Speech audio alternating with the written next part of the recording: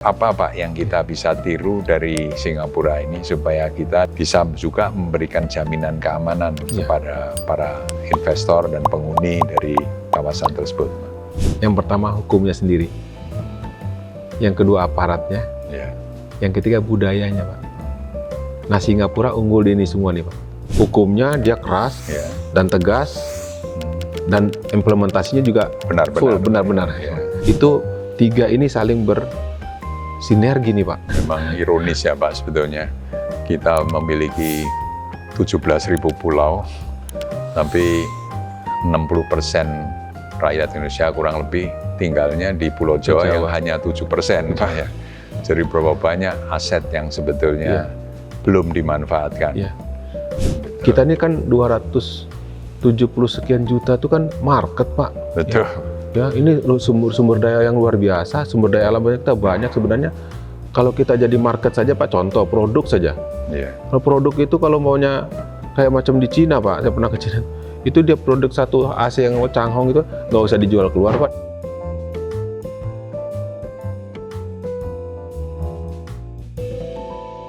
Baik, selamat pagi para pemirsa, selamat pagi Pak Suhardi. Selamat pagi Pak.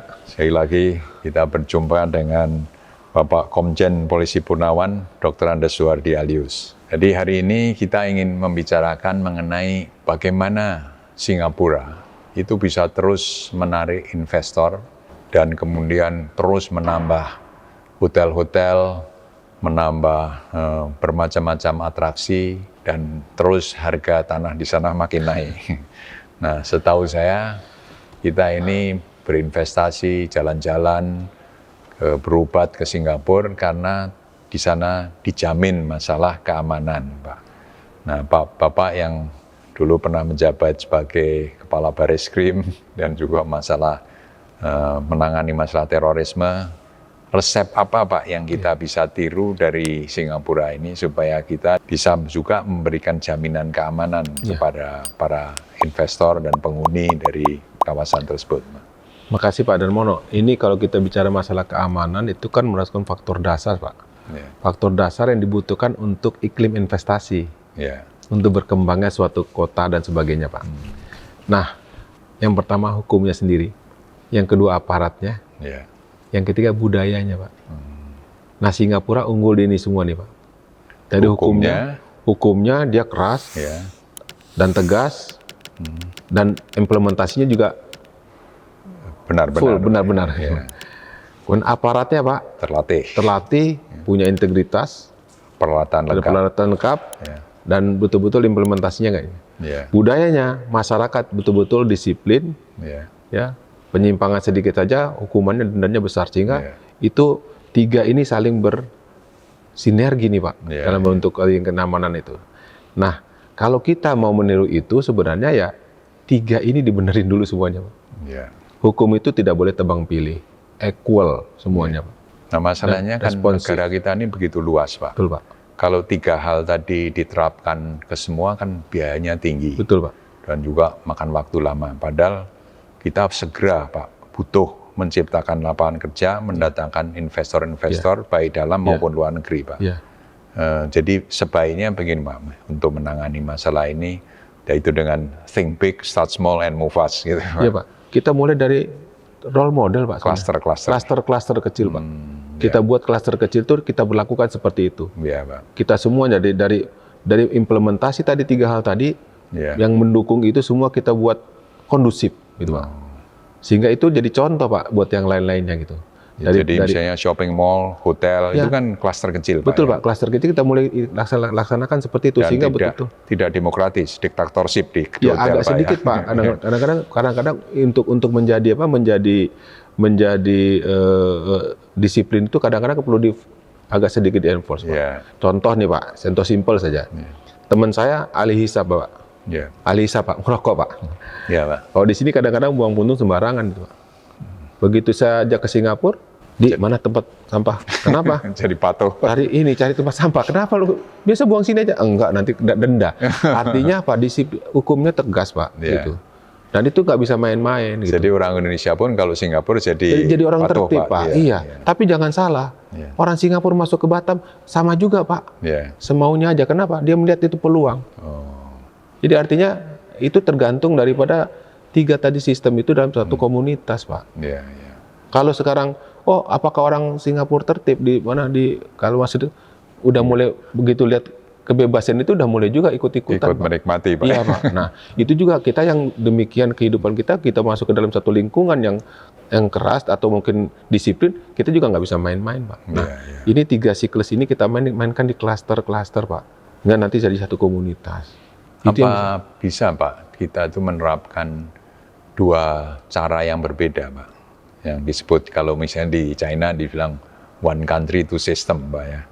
Jadi kalau di Hong Kong, di Shenzhen itu keras sekali. Sedangkan secara keseluruhan itu lebih demokratis. Di Indonesia mungkin juga begitu Pak kira-kira. Ini kan tergantung kebijakan politik Pak. Iya Pak. Nah, ini kan masalah kebijakan. Mungkin kalau memungkinkan daerah itu harus seperti itu ya didiskusikan antara pemerintah daerah setempat dengan ininya Pak gitu. Kayak hotel dan shopping mall itu kan di bawah PT Pak. Betul Pak. Perseroan terbatas di mana struktur organisasi kan jelas Pak. Betul, Pak. Adalah komando. Dari direktur utama sampai ke bawahan harus ikut kan Pak. Betul, seperti kayak militer dan polisi. Betul, kan Pak. Jadi disiplin dan implementasinya jelas Pak ya. Karena jalur hierarkinya juga jelas kan Betul, Pak. Itu. Macam hotel punya aturan begini. Ini udah manajemen hotel mengatakan gini. Tidak ada diskusi. Ya kamu ini bikin salah kamu kan gitu. Denda gini kan. Jadi terimplementasi dengan sungguh-sungguh gitu Pak. Nah aparatnya ada 3 nih Pak. Kuncinya juga. Pertama integritasnya. Kedua komitmennya. Itu baik, dan 3 konsisten Pak. Jadi bukan cuman nanti ya sebentar lah. Habis itu berubah lagi Pak. Lu nggak konsisten Pak. Nggak akan bisa berlanjut Pak dengan baik. Nah Pak, kalau kita lihat zaman Orde Baru dulu kan ada dwifungsi Pak ya. Sehingga mantan-mantan pejabat, terutama waktu itu militer dan mungkin polisi juga Pak ya, yang sudah pensiun, itu disediakan tempat untuk bisa tetap kontribusi dengan baik. Ya Pak. Nah sekarang ini kan sebetulnya tidak jelek Pak. Kalau saat seperti sekarang ini, apa mungkin Pak dengan satu kebijakan di mana perusahaan-perusahaan swasta itu tentu juga ingin kan Pak, mempunyai komut di road mungkin yang mantan-mantan pejabat, di mana harus ada peraturan atau insentif juga Pak, supaya justru bisa terjadilah satu upaya untuk mengurangi terjadinya hal-hal yang sifatnya seperti disebut mafia tanah begitu Pak. Iya Pak.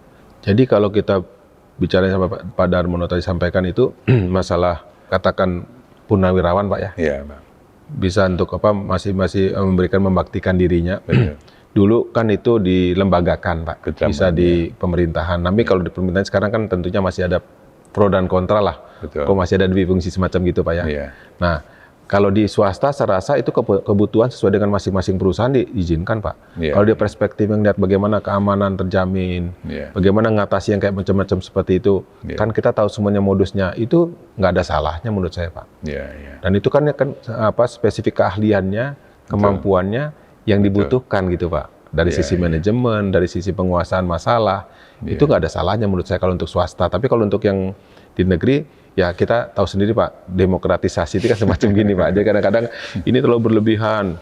Kenapa sih ada fungsi kan gitu Pak? Ini masih banyak ini ya Pak ya. Sebetulnya kalau kita lihat di Singapura Pak, kan juga mantan-mantan pejabat di sana itu juga oleh pemerintah diberikan kesempatan kan Pak, masuk swasta, yang kemudian BUMN-nya juga tetap mereka itu dihargai, diberdayakan karena sudah dididik, dibiayai pemerintah dengan bermacam-macam. Kan sayang Pak kalau tidak diberdayakan Pak. Iya, sebenarnya itu tadi Pak, kalau memang paling tidak dia bisa jadi konsultan dia Pak. Di perusahaan atau di mana yang dibutuhkan, merepresentasikan apa yang dia kemampuan yang dia alami sekarang selama ini kan, pengalaman sangat berharga buat dia kan Pak. Nah itu bisa disumbangkan kepada iklim swasta dengan ini Pak. Jadi bolak-balik berarti tetap harus ditimbulkan banyak pembangunan-pembangunan. Oh iya Pak. Lapangan kerja, kawasan-kawasan industri Pak ya. Betul Pak. Ya, dengan ini sekarang sudah dibangunnya begitu banyak infrastruktur oleh Pak Jokowi di zaman pemerintahan beliau ini kan sebetulnya kesempatan bagus Pak untuk memanfaatkan infrastruktur tersebut kan Pak. Betul Pak, harus dibangun pusat-pusat industri di tempat infrastruktur yang dibangun itu Pak. Sehingga ekonomi bangkit Pak. Kalau namanya industri didirikan, itu banyak efeknya tuh Pak. Satu, lahannya ada, mesti ada tenaganya Pak, mesti ada perumahan buat ininya Pak, banyak tuh. Mesti ada tempat makannya Pak. Wah itu luar biasa tuh, ekonomi bergerak sekali tuh kalau sampai itu dibuat. Dan kemudian infrastruktur itu berguna Pak, dipakai untuk ini, sehingga tempat kembali juga untuk revenue pemerintah kan Pak. Ya memang ironis ya Pak sebetulnya. Kita memiliki 17.000 pulau, tapi 60% rakyat Indonesia kurang lebih tinggalnya di Pulau Jawa, yang hanya 7% Pak ya. Jadi berapa banyak aset yang sebetulnya belum dimanfaatkan. Dan itu hanya bisa kalau manusianya juga diberdayakan kan Pak. Betul Pak. Itu pekerjaan besar ya Pak Suwardi. Nggak gampang Pak ini ya. Karena kondisi geografis kita yang luar biasa ini Pak. Jadi mau nggak mau kita ini kan perlu mendatangkan investor dari luar Pak. Betul Pak. Yang memiliki akses ke kapital, teknologi dan pasar dunia kan Betul Pak. Pak. Cuman ada kesan Pak, kita ini masih anti asing gitu Pak. Bagaimana tanggapan Bapak Pak itu? Ini yang perlu diberikan, tanamkan kesadaran kepada ini Pak, kepada apa? Kepada masyarakat itu. Adalah kan pemerintah sudah mempermudah. Ada proses apa namanya? Transfer knowledge gitu Pak ya. Mungkin di awal atau dengan persentase investasi sekian persen ya. Lalu untuk yang apa? Untuk yang expertnya mungkin bolehlah persen lebih besar persen, tapi nanti lama-kelamaan tentu akan ekspor kita gitu Pak. Jadi ada proses transfer teknologi dan kemampuan itu sih. Harusnya itu yang dibangun supaya masyarakat sadar Pak. Jangan anti-anti terus kemudian kita ketinggalan Pak. Padahal kita butuh juga itu semuanya. Kita ini kan 270 sekian juta itu kan market Pak. Betul. Ya, ini sumber daya yang luar biasa, sumber daya alam kita banyak sebenarnya. Kalau kita jadi market saja Pak, contoh produk saja. Kalau produk itu kalau maunya kayak macam di Cina Pak, saya pernah ke Cina, itu dia produk satu AC yang Changhong itu nggak usah dijual keluar Pak, di luar dalam negeri habis Pak. Nah ini kan juga gitu Pak, kita Indonesia ini Pak. Sebenarnya gitu kalau kita punya kemampuan untuk memproduksi macam itu, nggak usah dijual keluar Pak. Bapak kan sudah banyak keliling di Indonesia Pak ya, menjabat di sana di sini pindah-pindah. Potensi-potensi kita itu di tiap-tiap daerah itu kan sebetulnya besar Pak ya. Betul Pak. Dan berlainan gitu Pak. Nah, apakah peraturan-peraturan kita itu harusnya tetap seragam di mana-mana atau harus khusus di tiap-tiap tempat disesuaikan? Berbeda Pak. Kan tantangan juga berbeda Pak. Betul. Sama contohnya Pak, dari dulu kepolisian. Apakah sarana transportasinya polisi di Jakarta sama dengan di Nusa Tenggara Timur contohnya? Perbukitan. Kalau di sini kita pakai mobil Pak, mungkin di sana motor trail kan lebih pas kan. Jadi kan ini salah satu contoh nih kan. Kita mesti membandingkan itu Pak. Sama juga dengan aturan Pak. Ini sekarang daerah ini butuhnya apa dan kira-kira gimana aturan yang pas untuk itu. Ada aturan umumnya oke lah dari tingkat pusat. Tapi untuk aturan yang khususnya harus sesuai dengan desain yang ada di masing-masing wilayah Pak menurut saya gitu. Sehingga sinergi itu terbangun dengan baik. Tapi jangan dibuat sama dan sebangun. Karena tantangan juga berbeda Pak. Masyarakatnya berbeda, semuanya berbeda Pak. Cuma kan kita itu masih sangat centralized Pak dalam hal keamanan ini Pak. Di mana misalnya masalah ya kalau di kepolisian Pak, lalu lintas, terus kemudian kriminal itu kan masih dipegang pusat Pak, belum diserahkan kepada bupati atau wali kota. Dan kalau seperti di Amerika Pak, itu kan sudah diserahkan ke daerah-daerah. Kita kendalanya apa Pak? Kok belum bisa ke sana? Jadi kayak gini Pak, ini ada keuntungan dan kerugiannya juga kalau semacam itu Pak. Tapi untuk kepolisian sendiri kan kepolisian negara Republik Indonesia Pak, dia sudah didesain untuk melaksanakan membantu backup keamanan ketertiban masyarakat. Jadi sebenarnya nggak ada kendala di masalah apa kendalinya mesti dengan bupati, tidak ada masalah Pak. Tapi kalau sampai seperti itu kan nanti juga bupati kan orang politik Pak. Nah ini kan kembali di situ. Apakah nanti jaga nggak bisa independen kita dalam satu ini gitu Pak. Nah ini salah satu hal yang mesti jadi pertimbangan gitu Pak. Nah kalau nanti terus bupatinya punya terafiliasi sama partai terus kemudian ada kepentingan, apa nggak bisa juga terjadi hal-hal abuse of power dalam pada tanda kutip kan gitu Pak. Betul. Tapi kalau centralized tapi dengan format dia melayani sesuai dengan kebutuhan lokal. Itu nggak ada masalah Pak sebenarnya. Makanya juga sekarang banyak penempatan itu orang-orang lokal di situ Pak. Betul. Local job menurut ini Pak. Kita mainkan supaya dia tahu persis bagaimana budaya di sana sehingga lebih mudah dalam melaksanakan penegakan hukum, dalam rangka memberikan pengertian pada masyarakat itu Pak. Ya, nah masalah ini Pak, tadi lagi kawasan industri saya cerita lagi Pak ya. Itu kan kita menjanjikan kepada investor one stop service. Berarti semua masalah harus bisa diselesaikan. Harusnya Pak ya. Termasuk masalah keamanan. Nah, sedangkan di kawasan industri misalnya kalau di Jawa BK kebetulan ada kantor Polres Pak yang membawahi seluruh Bekasi. Tapi di dalam sendiri kan ada security yang dari Satpam Pak ya. Untuk menangani ini. Apakah mungkin bisa ditingkatkan lebih lanjut di dalam kawasan-kawasan industri agar keamanannya setara dengan Singapura, Pak. Tapi di sini kan harus berhubungan dengan Kapolres. Kebetulan kalau pimpinan dari kawasan itu dekat dengan Kapolda, dengan Kapolri misalnya, Pak, sehingga Kapolresnya juga akan bisa bekerja sama dengan baik.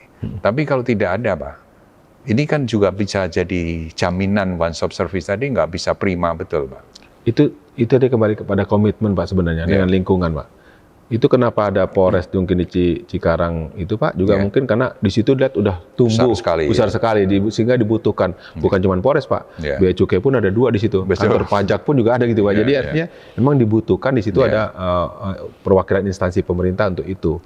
Nah kaitan dengan ada Satpam itu harus bersinergi Pak dia, karena Satpam itu juga bisa melakukan melaksanakan tugas-tugas kepolisian umum Pak, dia kepolisian terbatas. Apa yang mesti dikerjakan jadi nggak bisa untuk secara yuridis dia harus bertanggung jawab untuk itu Pak. Nanti kalau hampir disalahkan. Tapi tidak menutup untuk kolaborasi Pak di situ. Itu justru saling mendukung. Kenapa? Polisi kan terbantu Pak dengan Satpam. Minimal yang harusnya dia patroli, sudah ada patroli di situ. Jadi kita patroli di tempat lain yang belum di cover contohnya Pak gitu. Nah ini yang penting sinerginya menurut saya Pak. Jadi Jawa BK ini sangat beruntung bahwa Bapak bersedia jadi wakil komisaris utama karena bisa jalurnya langsung ke Kapolri Pak. Sehingga bisa menjamin kepada para investor mengenai keamanan di sana kan Pak ya itu. Ya itu Pak yang semua tentu kita harapkan hal seperti ini bisa diduplikasi di seluruh Indonesia kan Pak ya. Dan juga memberikan peluang buat yaitu Pak jabatan-jabatan yang bagus untuk para pensiunan kan Pak yang tetap ingin berbakti. Dan juga memperoleh penghasilan yang baik juga gitu kan Pak. Pensiunan pun juga harus terseleksi dengan baik Pak, kan harus yang punya kemampuan sehingga ada nilai pengalaman yang bisa dia tularkan Pak gitu. Apalagi kalau disetujui presiden Pak. Wah, itu luar biasa Pak. Pak. Saya rasa presiden untuk swasta dan sebagainya pasti akan lebih cepat itu justru Pak, menyalurkan, dan dari sisi yang lainnya kan aspek keamanan sudah terbantu Pak. Ya kan? Jadi ada 500 kawasan industri kan ada 500 jenderal pensiunan yang bisa dimanfaatkan Pak. Betul Pak. Ya Pak, jadi ya ini bincang-bincang yang sangat menarik dengan Pak Suhardi yang banyak pengalaman dan banyak jaringan juga Pak. Moga-moga bermanfaat ya Pak Suhardi. Terima kasih banyak Jangan Pak. bosan kalau kita undang lagi siap Pak. Terus Pak. Terima kasih Pak Suhardi. Terima kasih Pak.